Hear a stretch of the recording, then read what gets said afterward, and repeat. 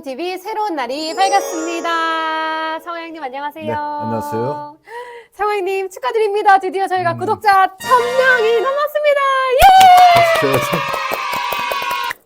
자, 저희들이 한 2년 6개월 동안 열심히 누가 보던 안 보던 열심히 저희들 동영상 만들어서 계속 올렸었는데 저희 같은 구조에서 그러니까 뭐냐면은 굉장히 진지하고 네. 그리고 재미는 별로 없고 없지만 유익한 재밌는. 네. 이런 어떤 컨텐츠가 구독자 1000명을 넘기기는 쉽지 않거든요. 네. 또 커다란 교회를 끼고 있는 것도 아니고 자, 그러니까 의무적으로 무조건 구독을 누르는 어떤 사람도 없는 상황 속에서 자발적인 사람들이 이렇게 1000명이 모이긴 쉽지 않았는데 저희들이 마침내 이루고 말았고요. 아마 조그만 눈덩이가 조그맸을 때는 돌아가는 게 여러 바퀴를 돌아야 되지만 일단 어느 정도 크기가 되게 되면 한 바퀴만 굴러도 눈덩이가 커지듯이 저희들의 목표는 이제 크게 잡읍시다. 10만 명 실버 버튼을 잡읍시다. 실버 버튼 향해 갑니다. 자, 그러면 오늘은 또 계속해서 이스라엘 여행을 떠나보려고 하는데요. 이번 시간에는 어디로 떠나게 되나요? 자, 지난주 저희들이 이스라엘 평원 지역에서의 전쟁의 역사를 이제 드디어 종식시켰죠. 네. 근데 전쟁이 아니라 좀 살기 좋고 편안한 어떤 이야기, 또 예수님 이야기 좀 많이 좀 나누려고 저희들이 이제 갈릴리로 옮겼습니다. 드디어 갈릴리로 가게 됐는데요. 이 갈릴리 호수에 저희가 이제 도착을 했습니다. 네네. 제가 알기로는요, 이 갈릴리 호수의 이름이 또 다양하다고 알고 있거든요. 갈릴리 호수를 딱 봤었을 때 우리가 위에서 딱 보게 되면은 뭘 닮은 것 같아요? 약간 모양이 약간 동그라미는 아니고 살짝 찌그러진 모양이 네네. 뭔가 좀 자, 우리가 보통 다윗이 수금을 킨다라고 하잖아요. 네. 수금을 킨다 했었을 때 그 수금하고 비슷하죠. 그렇죠. 굉장히 예, 비슷하죠. 저 수금 그러네요. 사진 나오고 있는데 굉장히 그 수금 사진하고 비슷할 것 같아요. 네. 자, 그러니까 그 모양이 비슷하기 때문에 수금을 히브리어로 하기 때문에 키노르거든요. 키노르. 네. 그래서 갈릴리 호수를 뭐라고 하냐면 긴네렛 호수 이렇게 부르고 있습니다. 저희가 잘 알고 있는 긴네렛 호수가 그 하프 모양, 그쵸. 수금 하프 네네. 모양 키놀에서 나온 네네. 말이군요. 그리고 이제 이것을 이제 신약에서는 게네사렛이라고 불렀고요. 또 이제 다른 이름으로 부른 것이 뭐냐면은 우리 찬송가에도 이런 거 있잖아요. 디베레아 넓은 바닷가 네. 뭐 이런 어떤 찬양이 있듯이 이것을 디베리아스 바다라고도 부르기도 했었는데 그 이유가 뭐냐면은 헤롯의 아들이었었던 헤롯 대왕의 아들이었었던 헤롯 안티파스가 여기다가 황제를 위해서 바칩니다라고 하면서 황제 이름을 따서 도시를 건설했었어요. 그 도시 이름이 바로 티베리아스입니다. 그래서 그 도시의 이름을 따서 이 호수의 이름도 뭐라고 불렀냐면 디베리아 호수, 티베리아스 호수라고 불렀던 것이죠. 네, 그러니까 성경의 긴네렛, 게네사렛, 디베리아 호수, 네, 그리고 갈릴리 호수. 네네. 같은 곳이군요. 이렇게 사실 성경에 같은 지역이지만 다른 이름으로 되어 있어서 다 다른 곳인가 해서 헷갈리는 경우들도 있는데 네네. 한 지명의 이름, 다양한 이름을 한 번에 알고 있는 것도 성경을 읽는데 도움이 되겠어요. 그렇죠. 자, 그래서 또 갈릴리 같은 경우에는 예수님께서 활동해 주셨던 정말로 중요한 장소이잖아요. 그래서 저희들이 이 지역의 이름과 또 예수님께서 이 지역을 어떻게 부르시고 또 어떻게 어디를 다니셨는지를 아는 것도 굉장히 중요한 것 같고요. 자, 대략적으로 이 지역의 넓이가 어느 정도 되냐면은 가로가 21km, 세로가 14km, 둘레를 따지니까 한 50km 정도 되더라고요. 그래서 면적을 봤더니 한 170평방킬로미터 정도 될 정도로 적지는 않은 곳입니다. 예. 그런데 뭐 그렇다고 해서 뭐 바다와 같이 수평선이 보이는 그런 장소도 아니고요. 꼭대기에 올라가게 되면은 또 어느 한 곳에 보게 되면 저 건너편이 보이는, 날씨가 좋으면 보이는 어떤 그런 곳이기 때문에 한눈에 조망이 되는 어떤 장소이다라고 볼 수 있습니다. 네, 꽤 크지만 한눈에 볼 수 있는 이 갈릴리 호수를 저희가 보고 있는데요. 제가 알기로는 갈릴리 호수가 구약 시대 때는 별로 사람들한테 관심을 네네. 못 받았던 곳이거든요. 근데 신약 시대에는 보니까 상당히 많이, 특히 예수님이 등장하시면서 많이 이제 유동인구들도 많았던 것 같은데 어떻게 구약엔 안 그랬는데 신약에서는 이렇게 각광받는 곳이 됐는지 궁금해요. 자, 이것을 얘기하기 위해서는 우리의 역사를 따져보는 것도 굉장히 재미있을 것 같아요. 우리도요, 1980년대 이전까지, 그러니까 1970년대 후반부터 이제 강남을 개발했었잖아요. 서울에요. 네. 그전에는 강남 지역에서 압구정동 하게 되면 압구정은 뭐냐면 오리배, 기러기배가 떠다니는 장소, 잠시는 거기서 누에고치 했던 양잠을 했던 곳이거든요. 네. 또 비만 오게 되면 물에 잠기는 곳이라서 사람들이 별로 좋아하지 않았던 땅이었었어요. 그러니까 당시에는 어느 땅이 제일 좋을까요? 사대문 안에 있는 땅. 이게 제일 좋은 땅이었었거든요. 근데 요즘 어떻게 되나요? 뭐 사대문 안에 있는 땅 가질래? 그 강남 땅 가질래? 그러면 어느 땅 가질 것 같아요? 당연히 강남 땅이죠. 당연히 강남 땅이겠죠. 자, 그러니까 그쪽하고 이제 비교할 수 없을 정도로 이제 시대가 변하고 발전이 됐기 때문에 그렇게 되는 것이겠죠. 그러니까 마찬가지로요. 구약 시대만 하더라도 이 갈릴리 지역은요. 굉장히 전쟁이 많았던 지역이잖아요. 바로 옆에는 이스라엘 평원에서 맨날 전쟁하잖아요. 네. 또 갈릴리 지역이 비옥한 곳이지만 이곳에서 뭐 1년에 뼈 빠지게 농사를 짓게 된 다음에 어떻게 하냐면 외적들이 와서 금방 가져가는 거예요. 아, 그러니까 방어가 하기 어려운 장소, 이런 장소입니다. 그러니까 사람들은 이 당시에 높은 곳에 위치한 장소를 도시를 선호했었고요. 갈릴리 지역을 싫어했었어요. 그러니까 갈릴리 지역에 분배받은 지파는 이사갈, 스불론에서 유력 지파들이 아니었었던 것이죠. 그러니까 구약 시대는 이 지역을 별로 선호하지 않았었는데 로마가 이스라엘을 다스리면서부터 로마가 딱 봤더니 갈릴리 지역이 최고예요. 왜냐면은 여름철에 뭐 굉장히 휴양하기가 좋은 넓은 호수가 있죠. 그리고 또 그 넓은 호수 주변에 비옥한 땅이 있고요, 흙이 있고요. 그리고 또 거기서 많은 어떤 농산물들이 나오고 있다는 거예요. 그러니까 여기는 잘만 지키면 최고의 장소가 되겠구나 해가지고 이 갈릴리 근처에다 많은 어떤 신도시들을 개발하게 되었다는 겁니다. 그러니까 우리나라 강남 개발하듯이 네. 여기를 개발했던 거예요, 그 로마가요. 또 로마가 개발하고 난 다음에 이 지역을 로마가 다스릴 때 누가 감히 이 지역을 쳐들어오겠습니까? 그런 거 그쵸. 전혀 없잖아요. 그러니까 사람들이 이 지역을 너무도 좋아하게 되었다는 거예요. 그런데 우리가 여기서 이제 생각하는 것이 뭐냐면은 예수님 이전에 예수님의 어머니 아버지도 이미 어디서 계셨냐면 갈릴리 근처 나사렛에 계셨었잖아요. 네. 여기 와서 살고 계셨다는 거예요. 근데 유대인이잖아요. 근데 왜 여기 와서 사냐라는 거죠. 오. 자, 그랬을 때 유대인인데도 이곳에 살았던 이유는 뭐냐면은 바로 하스몬 왕조, 마카비 혁명으로 일어났던 하스몬 왕조의 왕 중에서 아리스토블루라고 하는 왕이 있었었는데 네. 그분이 갈릴리를 점령한 거예요. 그리고 이곳에 강제 유다화 정책을 폈습니다. 그래서 율법을 안 지키면 다 죽인다는 거예요.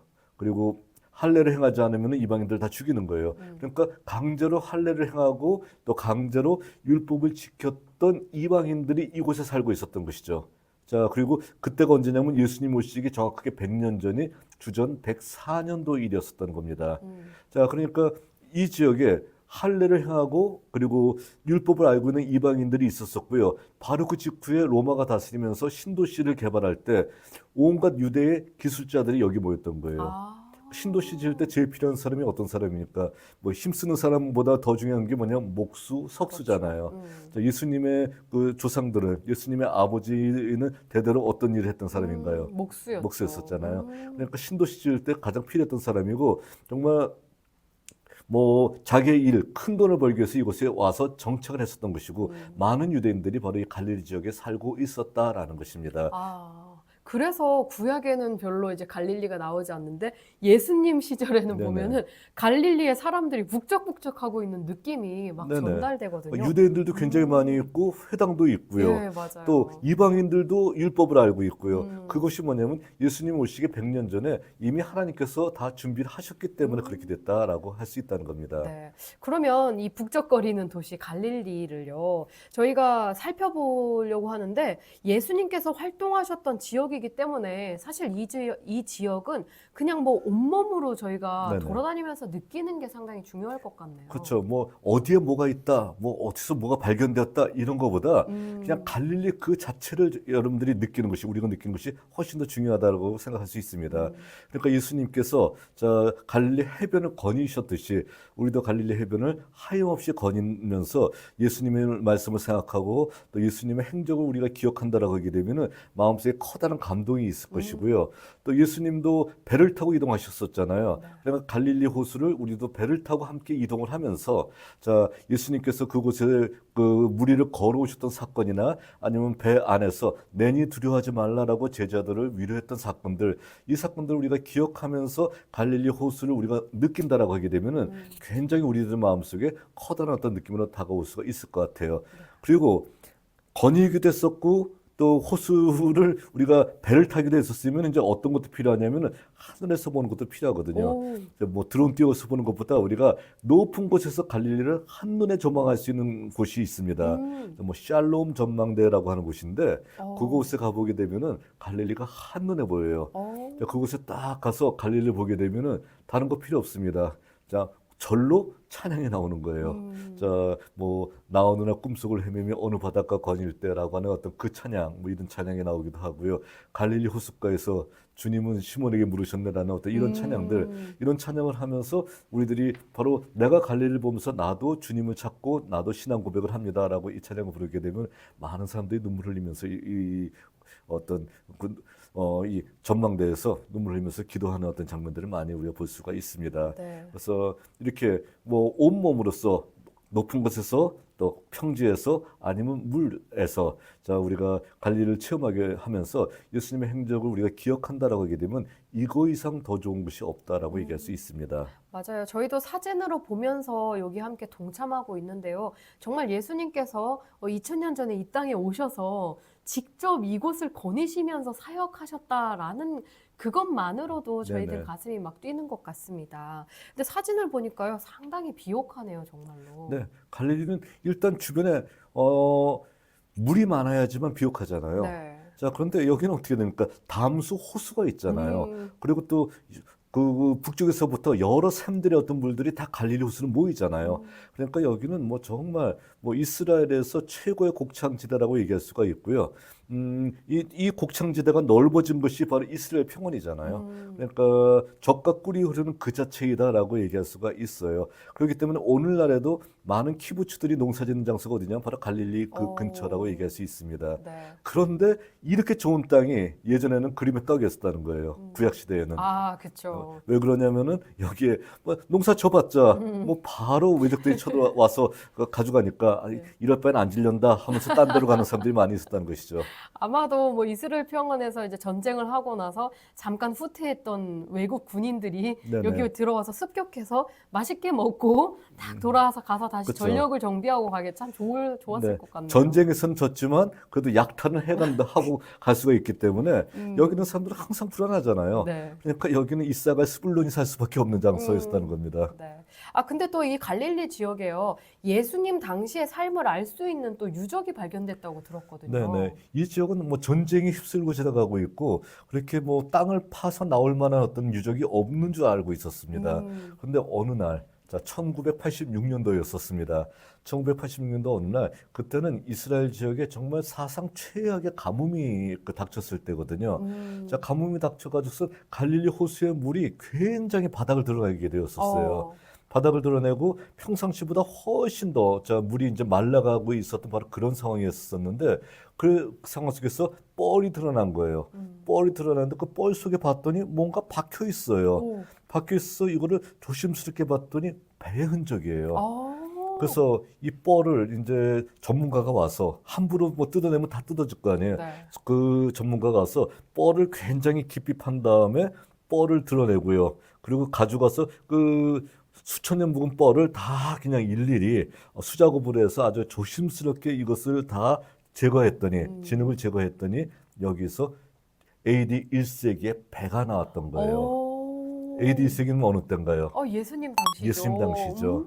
그러니까 예수님 당시에 갈릴리 호수를 운행했었던 배, 그러니까 그 배에 제자들이 탔 수도 있겠고요. 그래서 이런 모양으로서 이제 배가 있었다는 것이겠죠. 그래서 그 배가 발견돼 가지고서 그 배를 굉장히 잘 보존을 해가지고서 지금 박물관에서 보존을 하고 있고요. 그리고 이제 배가 한번 나왔으니까 자, 예수님 닮은 거 하는 거 우리 성도들 굉장히 좋아하잖아요. 네. 그러니까 요 배와 크기도 비슷하게 만들고 크기와 모양을 비슷하게 고증을 해서 만들어서 요즘 이제 갈릴리 호수에서 저희 떠다니는 배들 우리가 그 배 타고 다니면서 성만찬도 하고 찬양도 드리면서 갈릴리 호수를 우리가 만끽하는 그 배가 대부분 바로 이 고증에 의해서 만든 그 배예요. 네. 사실 저희가 계속 구약 시대 때의 그런 유적들만 많이 보다가 신약 시대 때 그것도 예수님께서 타셨을지도 모를 만한 네네. 그런 배를 보니까 기분이 또 남다르네요. 그렇죠. 그러니까 바로 이 자연 속에서 주님께서 활동하셨고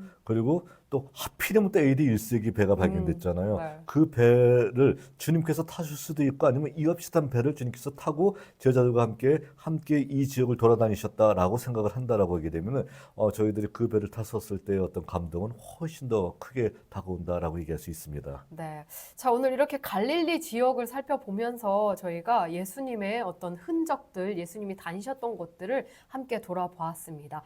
아직도 갈릴리에 볼 곳들이 많이 있죠? 자, 예수님을 기념하는 장소 꽤 많이 있을 거 아니에요. 자, 다음 시간에까지 이어서 얘기해야 될 것 같아요. 네. 다음 시간에 어디로 갈까요, 그러면? 자, 갈릴리에서 예수님의 흔적을 나타내고 예수님을 기념하는 어떤 교회들을 저희들이 살펴보도록 하겠습니다. 네, 그럼 다음 시간에는 예수님을 기념하는 교회의 흔적들 살펴보겠습니다. 다음 시간에 만나요. 안녕!